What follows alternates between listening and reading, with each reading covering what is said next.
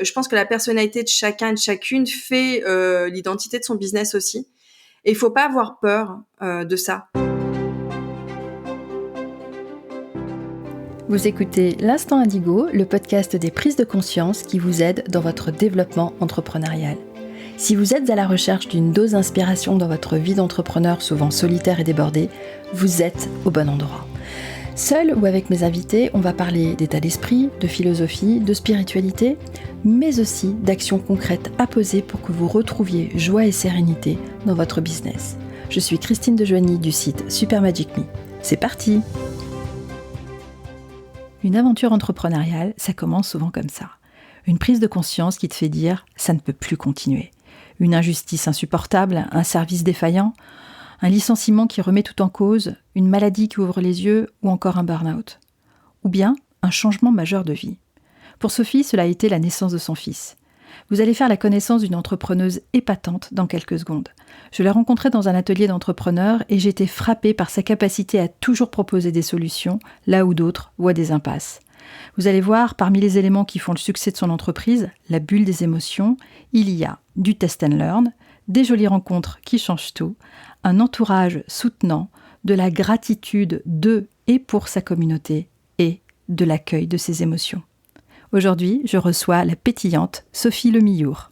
Bonjour Sophie. Bonjour Christine. Comment vas-tu ? Eh ben écoute, je vais bien. Je vais très bien. Je suis ravie de faire de partager ce petit moment avec toi. Donc merci de ton invitation. Tu es la première interviewée, je ne sais même pas si c'est une interview, ça va être surtout une conversation, plus qu'une interview. Et justement, on va parler de nos vies d'entrepreneurs, on va parler peut-être de ton quotidien, ce que tu auras envie de partager.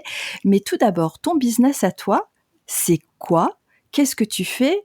Et par exemple, si tu devais l'expliquer à un enfant de 7 ans, tu lui dirais quoi ? Alors, moi, je lui dirais que j'aide les petits et grands à se sentir bien dans leur corps, dans leur tête, dans leur cœur, grâce à la sophrologie. Et la sophrologie, ça a 3 ingrédients magiques, c'est la respiration, la détente du corps et la visualisation positive. Alors, la visualisation positive, qu'est-ce que c'est ? La visualisation exactement ? positive, c'est l'idée d'imaginer des situations futures où tout se passe bien, ou de se remémorer des moments qui se sont bien passés. Le cerveau ne fait pas la différence entre ce qui est visualisé, donc imaginer de ce qui est réellement vécu. Donc quand on imagine réellement quelque chose qui se passe bien, ou quand on revit, c'est-à-dire qu'on se remémore quelque chose, eh bien on ressent à nouveau toutes les sensations positives dans son corps, et puis ça engendre du coup de l'action positive aussi derrière. Donc, on rentre dans un cercle vertueux. Donc, la visualisation positive, elle est très importante. Ça permet de mettre les chances de son côté, de se rappeler des choses positives, de ressentir à nouveau la sérénité, la confiance. Enfin, voilà, toutes les choses qui font bien au corps, à la tête et au cœur. C'est facile pour un enfant d'y arriver ? Oui, oui, c'est ce que j'allais te dire, c'est plus facile. En fait, ce qui permet de rentrer dans l'imaginaire, c'est le cortex préfrontal et en fait, il grandit avec l'âge. Donc forcément, quand on grandit, la porte de l'imaginaire, elle se ferme. Alors, il y a des adultes, heureusement, qui restent de grands enfants. Enfin, moi, je sais que j'ai beaucoup d'imagination et je suis toujours dedans, mais c'est beaucoup plus facile avec les enfants. Ils sont d'ailleurs en état de conscience modifié quasiment tout le temps.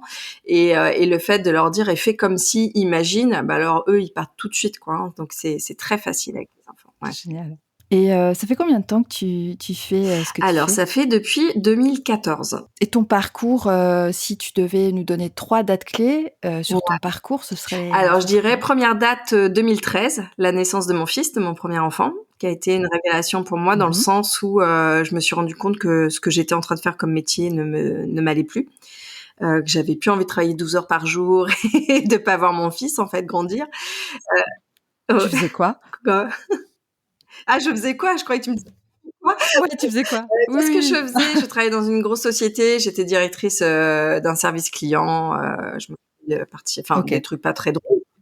Rien à voir avec ce que tu fais aujourd'hui. J'ai passé un bon moment, j'ai appris plein de choses, c'était très bien. Mais voilà, à un moment donné, je me sentais pas du tout alignée avec ça, et surtout, c'était plus du tout en adéquation avec ma vie de famille. Et du coup, 2013, ça a vraiment été la révélation en me disant ok, je veux faire autre chose et j'ai envie d'aider les gens. En fait, j'ai vraiment envie d'accompagner les gens. Et c'est grâce à la naissance de mon fils, à ma grossesse, que j'ai fait la rencontre de la sophrologie. Donc ça, je dirais que c'est la première vraie date, 2013. Donc j'ai commencé ma formation. Ensuite, la deuxième date, c'est 2015, 1er septembre 2015, la création de la bulle des émotions. Donc là où j'ai déposé mon concept de sophrologie, d'atelier de sophrologie pour les enfants, ce qui n'existait pas vraiment à l'époque. Enfin non, ça n'existait pas d'ailleurs, hein. Les ateliers, en tout cas, ça pouvait exister, mais pas de manière assez ludique pour que les enfants aient envie de faire de la sophro. Donc voilà, ça a été la date clé aussi 2015. Et je dirais que la dernière date, même si elle remonte à loin, mais quelque part après c'est plus de l'évolution, je dirais que la troisième date, ça serait 2017. C'était la première fois où j'ai formé des sophrologues à rentrer dans la bulle. Donc c'est la création du réseau. C'est-à-dire que moi j'ai créé mes ateliers en 2015, je les ai testés, je les ai rodés sur le terrain, donc j'ai vu que ça fonctionnait très bien. Et quand une copine sophro m'a dit ah, j'adore ce que tu fais, j'aimerais bien faire pareil. Et là je me suis dit bon bah ok.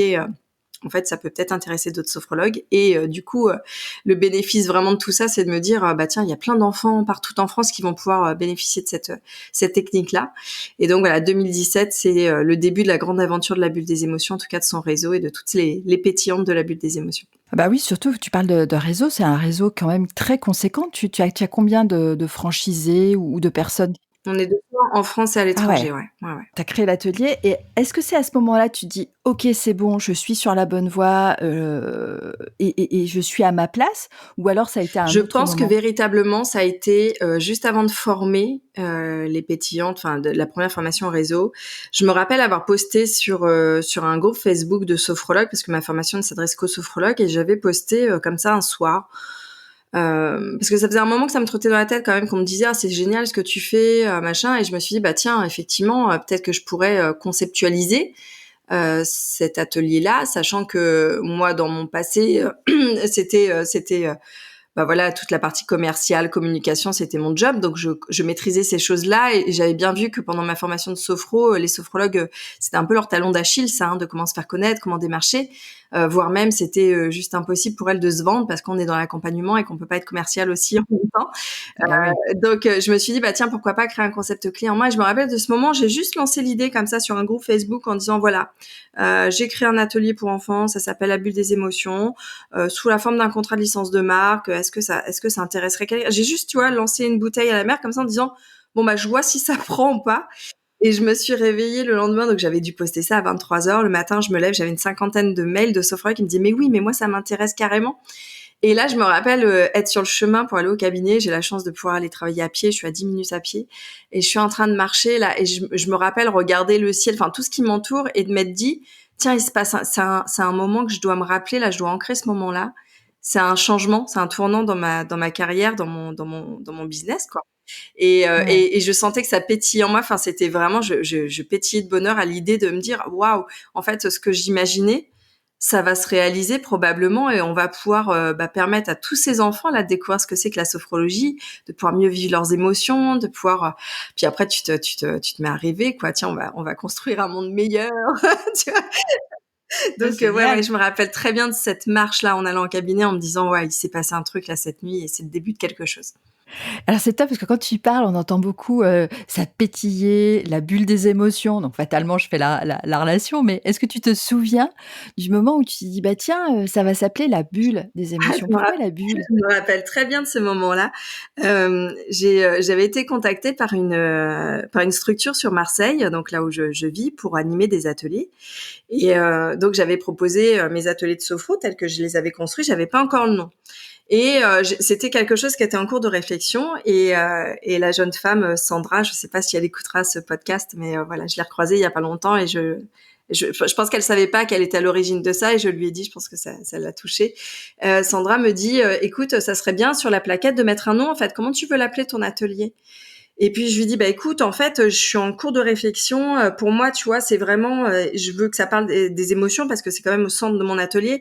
Puis en même temps, je veux qu'ils se sentent dans une bulle, les enfants, où ils se sentent autorisés à être qui ils sont, à parler, etc. Puis elle me dit et c'est là elle me dit bulle d'émotion. Je crois qu'elle me dit bulle des émotions. Et là je lui dis la bulle des émotions. Et en fait, c'est venu comme ça, juste avec un dialogue, un échange sur qu'est-ce qu'on met sur la plaquette. C'est arrivé très Ouais. spontanément, et quand elle m'a dit bulle d'émotion, tout de suite ça m'est venu la bulle des émotions, et j'ai su tout de suite que c'était ce mot-là.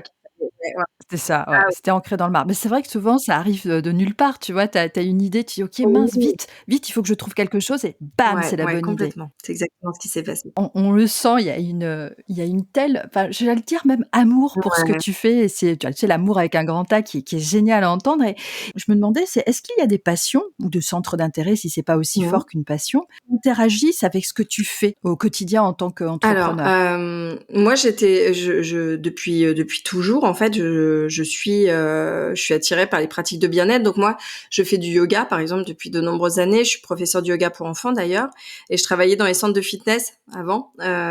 Donc c'est des Mmh. choses qui, mes centres d'intérêt, comme le yoga, la méditation, ce genre de choses, ça a toujours été présent et je pense que, bah, inconsciemment, ça m'a guidée dans mes choix. Et concrètement, quand j'ai quitté mon ancien boulot, j'avais vraiment envie d'être dans l'accompagnement, j'avais envie d'aider. J'avais souvent des retours aussi de mes amis, de mes proches qui me disaient: «Ah mais toi, tu sais écouter, tu es toujours de bons conseils». Et donc je me disais que probablement, en tout cas, j'allais essayer de voir si ça pouvait fonctionner et si j'étais douée dans ce domaine-là ou pas. Mais ça m'a influencée dans le sens où j'avais vraiment envie de partager ça avec les gens, j'avais envie d'être auprès d'eux, j'avais envie de partager du bien-être, du bonheur, de l'amour, comme tu dis. Enfin voilà, d'essayer de faire en sorte que les gens se sentent mieux.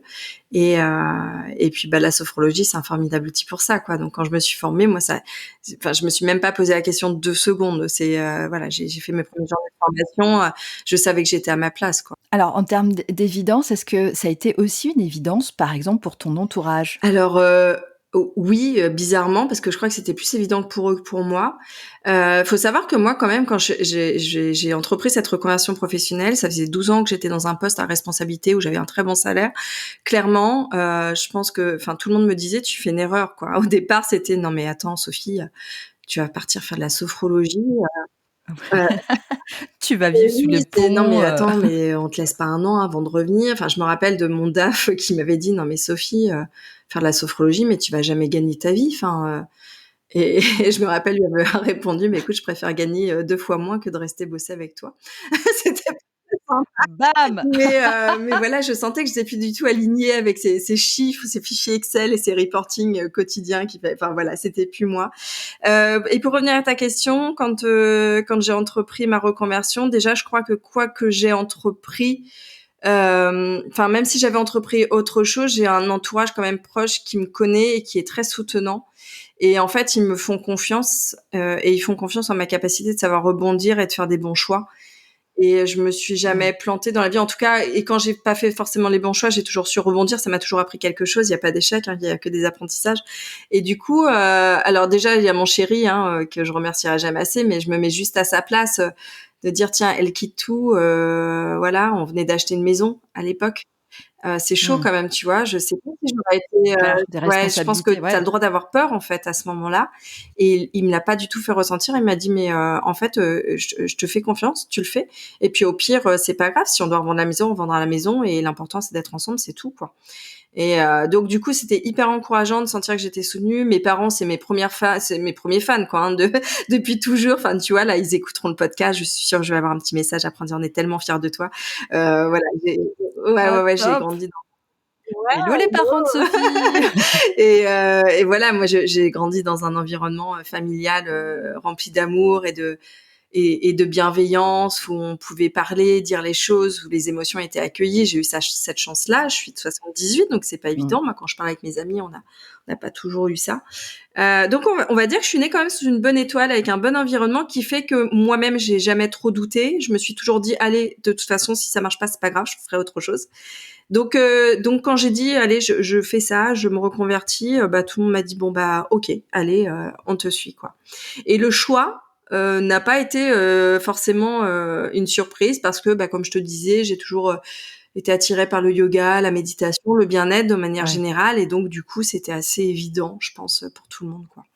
Par rapport, donc Mmh. tu es maman, hein, tu nous as parlé de la naissance de ton fils en 2013. Quelles sont les choses qu'on n'apprend pas à l'école par rapport, au système, par rapport au programme, mais que toi tu aimerais transmettre à un enfant, voire à tes Oui, enfants? oui, parce que j'ai ma fille après qui arrive en 2016. Moi, ce que je remarque quand même, c'est que mes enfants, ils ont quand même grandi avec la sophrologie, tu vois? Donc depuis tout petit, on parle d'émotions, on on est dans la bienveillance, on est dans l'éducation bienveillante, ce qui ne veut pas dire laxisme, c'est-à-dire qu'il y a des cadres, il y a un cadre, il y a des règles. Mais je vois que mes enfants vivent bien leurs émotions, qu'ils savent l'exprimer aujourd'hui, et surtout ils sont très empathiques et beaucoup dans la bienveillance et la gentillesse avec les autres enfants. Et je pense que ce qu'on devrait apprendre à l'école et qui devrait être dans le programme tout simplement, c'est l'empathie, la bienveillance, quoi. C'est pour Mmh. favoriser le vivre ensemble, c'est important. Et il y a des pays qui, je pense aux pays nordiques notamment, qui ont mis ça en place. C'est hyper important et il y a une vraie demande des enseignants aussi d'avoir des outils pour mettre ça en place. Donc là, l'idée c'est voilà, je pense que ça serait intéressant d'apprendre ça aux enfants. Et d'ailleurs, fin de l'année dernière, en décembre, j'ai créé avec des pétillantes là un atelier qui s'appelle Sophropédagogie, qui est un atelier à destination des enseignants qui souhaitent justement mettre en place des parcours au sein de leur classe pour apprendre aux enfants à mieux vivre ensemble, à accueillir leurs émotions, travailler la confiance en soi, la mémorisation, la Génial. concentration. Si vous aimez ce que vous écoutez, n'hésitez pas à mettre un maximum d'étoiles sur Apple Podcasts ou Spotify. Cela aide les algorithmes à donner plus de visibilité au podcast et ainsi permettre à plus de personnes de le découvrir. Pour avoir plus d'informations sur l'univers de mon invité, rendez-vous sur le site de Super Magic Me. Allez, on retourne à l'épisode. On va revenir justement sur l'atelier pédagogique dont tu viens Mmh. de nous parler. Mais alors, les enseignants peuvent eux-mêmes faire des séances de sophrologie ou c'est la possibilité d'accueillir un sophrologue dans leur Alors, classe? Comment ça l'atelier se passe exactement? sophropédagogie, c'est on leur donne des outils pour que eux-mêmes puissent proposer des pratiques. Ah ouais. Alors ça fait pas d'eux des sophrologues, on utilise des outils simples et il y a pas que de la sophro d'ailleurs. Enfin, dans la sophro, tu sais, sophrologie, c'est inspiré de plusieurs techniques, c'est inspiré de l'hypnose, du zen, du yoga. Et donc, en fait, on va proposer de la méditation, du brain gym, des petites histoires justement pour parler des émotions, de ce qu'on appelle nous des sophronisations. Donc, c'est des visualisations positives dont on parlait, des exercices de relaxation dynamique. Et tout ça, c'est rédigé, en Mmh. fait, c'est une sorte de mini formation qu'elles vont pouvoir acquérir. Et ensuite, elles ont tous les parcours avec tous les outils qui sont rédigés. Et il suffit tous les jours de dire, tiens, aujourd'hui, je vais faire mon parcours vivre ensemble, par exemple. Et donc, tout au long de la journée, elle saura exactement quelle pratique proposer. Elle aura plus qu'à lire son script, en fait. Brain Oui, le gym, brain c'est gym, ça? ouais, c'est la gymnastique du cerveau.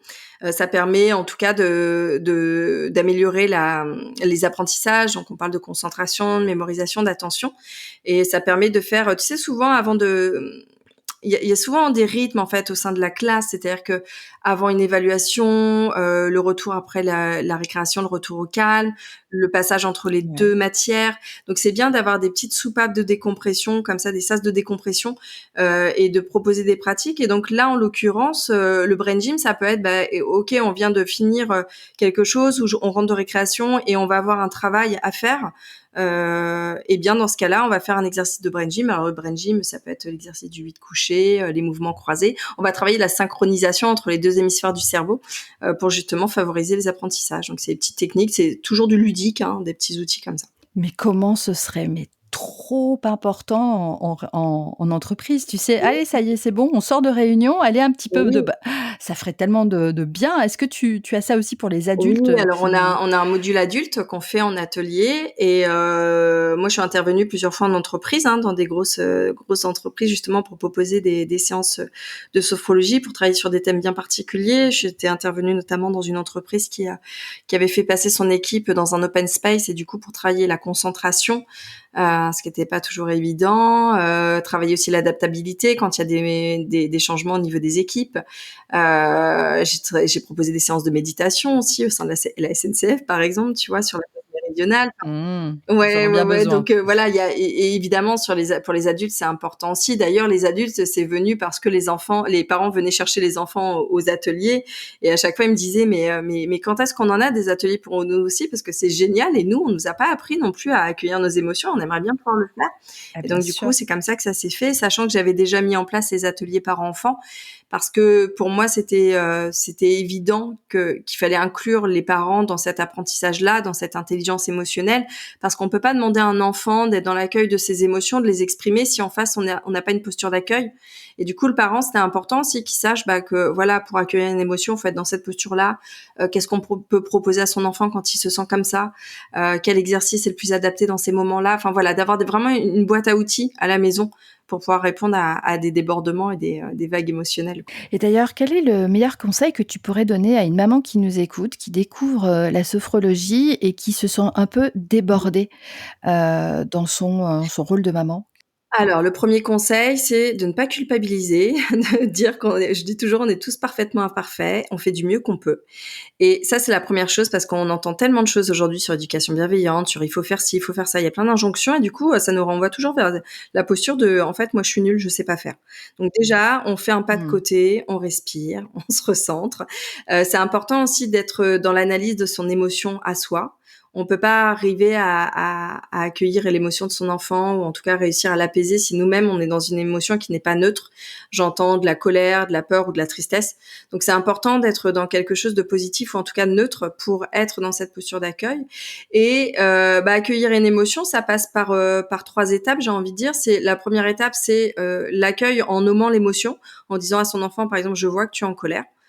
Il faut surtout ne pas accueillir, ça veut dire ne pas minimiser, ne pas refouler, ne pas dire calme-toi, ne sois pas triste. Voilà, il faut vraiment être dans l'accueil en disant je vois que tu es en colère et je peux comprendre que tu sois en colère. Mmh. C'est la Ouais, la reconnaissance en reconnaissance fait permet de mmh. d'apaiser l'enfant tout de suite, il va se sentir compris, ça évite la surenchère en fait. Si on dit à un enfant mais te mets pas en colère pour ça, ça sert à rien, il va se sentir incompris, ça va renforcer ce sentiment Mmh. d'injustice et ça va être encore pire. Donc le fait d'accueillir, voire même de le prendre dans ses bras, de lui faire un câlin, je sais que c'est compliqué, parfois nous-mêmes ça nous met en colère, on n'a pas tout le temps envie de ça, mais ça permet vraiment d'abaisser le niveau de colère. Et après, c'est de pouvoir en parler. Deuxième étape, c'est d'expliquer la situation. Explique-moi ce que tu ressens. Pourquoi? C'est quoi le déclencheur? Qu'est-ce que, voilà, d'en parler. De rappeler Mmh. les règles si nécessaire. Hein. Ça peut être, OK, j'ai bien compris que tu avais très envie de manger ce carré de chocolat maintenant. Sauf que tu sais qu'on va manger dans 5 minutes et que, on mange pas du chocolat avant de passer à table. Et que c'est comme ça. Mais si tu veux, tu l'auras en dessert, par exemple. C'est de trouver, voilà, une alternative, en tout cas, d'en parler. Et puis la troisième étape, ça va être de reparler de la situation si c'est nécessaire une fois que la crise est passée. C'est-à-dire que souvent, quand on Mmh. est dans l'émotion, on peut pas faire grand-chose. Alors oui, le conseil avec la parole aussi, c'est aussi de proposer un exercice, par exemple de sophrologie. On peut proposer une respiration. Ça peut être simplement quand on est dans les bras l'un de l'autre, de synchroniser les respirations pour pouvoir réussir à apaiser son enfant. Après, ça dépend quel âge a son enfant. À 12 ans, il va peut-être pas avoir envie de vous faire un câlin, de respirer avec vous. En C'est revanche, vrai. on peut lui demander de sauter sur place, de taper dans un coussin, de respirer. Enfin voilà, il y a plein d'autres astuces. Et surtout, voilà, le fait après à tête reposée de dire bon, tu vois ce qui s'est passé hier là. Alors évidemment, si c'est pour un carré de chocolat que ça s'est apaisé, ça sert à rien d'en reparler le lendemain. Mais sur une situation qui va être un peu récurrente, qui va être source de conflit, ça peut être intéressant de dire tu vois ce qui s'est passé hier. J'aimerais bien qu'on en reparle. Est-ce que tu peux me dire c'est quoi en fait le point de départ? Qu'est-ce qui a déclenché ça? Et de réfléchir ensemble sur comment on pourrait faire différemment la prochaine fois pour essayer d'apprendre à chaque fois de ces crises-là, de manière à ce que ça soit de moins en moins fort et qu'elles disparaissent en fait. Donc l'idée, c'est vraiment d'être dans l'accueil, de parler de ça, de proposer un exercice, d'avoir son petit sas de décompression pour se libérer des sensations désagréables et de pouvoir en reparler à froid, pour pouvoir apprendre aussi Mmh. de ces émotions-là. Justement, quand on revient dans un côté, tu vas voir la transition, elle est énorme. Ce côté ce côté, donc du coup Ouais. plus apaisé, donc sans transition aucune du coup.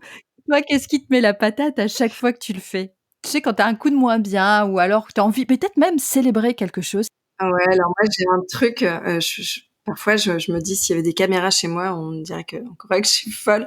Moi j'adore danser et en fait, quand j'ai un coup de mou, quand je vais bien, je mets la musique à fond et je danse en fait. Et tu vois, moi je fais de la danse contemporaine, donc là tous les mardis soirs j'ai mon cours de danse. C'est le soir, c'est en fin de journée, je suis fatiguée, parfois j'ai pas envie d'y aller, mais j'y vais parce que je sais que ça me fait du bien, parce que je sais que je me sens bien après ça. Et la danse, enfin à la maison tout le monde danse, tu vois, ma fille fait de la danse aussi, mon fils il adore danser, mon mari danse aussi, et très souvent on met la musique à fond et on danse. Ouais, tous ouais, les ouais. Et 4? ça, c'est des moments de Ah, c'est qualité, c'est top. des moments privilégiés et voilà, on adore ça, on adore faire la fête, même si on est que tous les 4 parfois le samedi soir, on se dit: «Bah tiens, on fait la fête» et on danse et ça me met la patate à chaque fois, ouais. La musique, la danse. Question mystère, c'est ce que j'ai Ouais. envie de mettre dans les interviews. La question mystère pour toi, Sophie, c'est: quel est le plus beau compliment qu'on t'ait jamais Oh, fait? elle est dure cette question. Je dirais que je vais, parce que le plus beau, il y en a eu plein, puis je crois que la qualité du compliment dépend aussi de la personne qui te le donne, qui te l'offre. Donc forcément, quand j'ai les compliments de mes enfants, bah c'est juste magique, quoi. Enfin, tu vois, même mes enfants tous les Mmh. matins, ils me disent: «Maman, t'es la meilleure maman du monde». Je crois que ça n'a pas de prix. Donc ça, je dirais que c'est les plus beaux compliments. Et après, j'ai la chance d'avoir une communauté de 200 sophrologues qui très régulièrement sont dans la gratitude, me font des retours juste super. À chaque fois que je termine une formation, enfin j'ai les larmes aux yeux. On a fait un séminaire où voilà, il y a tellement d'amour, de gratitude que bah, je finis en pleurs à chaque fois parce que ça me remplit d'amour, quoi. Donc j'ai voilà, je dirais l'amour, les compliments de mes enfants chaque jour qui me disent que je suis la meilleure maman du monde, donc ça c'est génial. Et après voilà les compliments, mais j'allais dire c'est même pas des compliments, c'est de la gratitude en fait par rapport à tout ce qui m'entoure, donc les pétillantes et puis évidemment mon chéri, ma famille, quoi. Et pour finir, ce sera toujours, je pense, la même question pour finir, c'est: quel est l'ingrédient Mmh. secret qui fait que ton business est celui qu'il est? Euh, je dirais l'authenticité. Je pense que c'est important quand on se Mmh. lance dans un business d'être aligné avec ses valeurs. Il y a une notion de congruence, tu vois, dans ce que tu fais, ce que tu dis, ce que tu partages, etc.